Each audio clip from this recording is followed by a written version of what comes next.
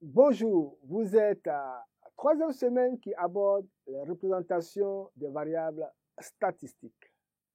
Au cours de cette séance, nous parlerons des variables qualitatives nominales.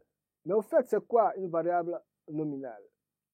On qualifie de variable qualitative nominale l'ensemble des variables n'ayant en elles aucun ordre a priori.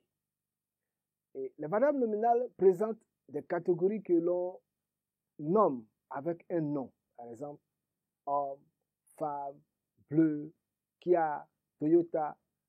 Ce sont ce type de variables qu'on appelle les variables nominales. Donc, comment peut-on exprimer de façon graphique ces variables nominales? Il faut savoir que l'information qualitative nominale exprime une différence, une distinction.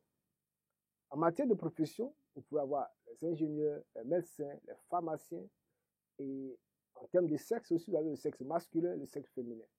Donc, pour exprimer une différence, il est obligatoire que tous les figurés aient la même taille et la même valeur, sinon une hiérarchie apparaît. Pour cela, il faut donc choisir les variables visuelles qui permettent d'exprimer une différence. Comment exprimer de façon cartographique l'implantation ponctuelle pour exprimer une différence? En implantation ponctuelle, les contours des figurés sont bien différenciés. Les contours des figurés, vous voyez ici, sont bien différenciés. Pour représenter, par exemple, un centre commercial, on a utilisé un losange. Pour représenter un centre d'éducation, on a utilisé un rond. Et pour représenter une maison, on a utilisé un carré.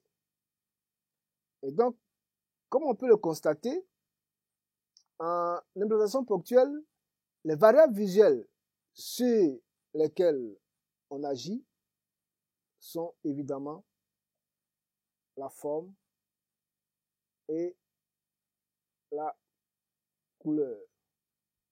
Expression cartographique de l'implantation linéaire.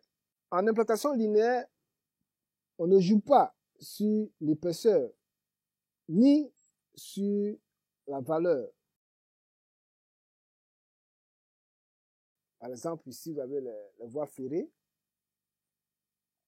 Vous avez aussi les routes et aussi le canal. Et il faut noter que il faut plutôt faire varier la forme. Vous voyez ici, il y a la forme, les différentes formes qui sont exprimées ici, des figurés.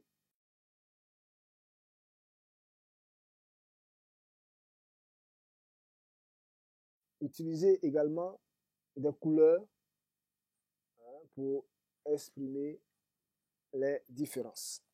Donc, une fois de plus ici, la variable visuelle sur laquelle il faut jouer, nous avons la couleur et nous avons aussi la forme. En implantation zonale, les variables visuelles à utiliser sont soit la forme, soit la couleur, soit l'orientation. Et au niveau de l'orientation, il faut prendre garde à ce que l'épaisseur et l'espacement, c'est-à-dire l'épaisseur et les espacements, doivent être constants. Par exemple, vous voyez que pour représenter une zone industrielle, on a utilisé une orientation dans ce sens. Pour représenter une zone urbaine, vous voyez qu'on a utilisé une orientation dans ce sens. Et pour exprimer une zone de culture, l'orientation est faite dans ce sens. Pour dire que on peut très bien utiliser l'orientation ou même la couleur ou la forme pour exprimer une différence de type zonal. Que pouvons-nous retenir? Pour exprimer une différence, les variables visuelles suivantes sont donc recommandées ou souhaitables, à savoir la couleur, la forme, l'orientation. On pourrait aussi utiliser le grain. Nous sommes au terme de cette semaine.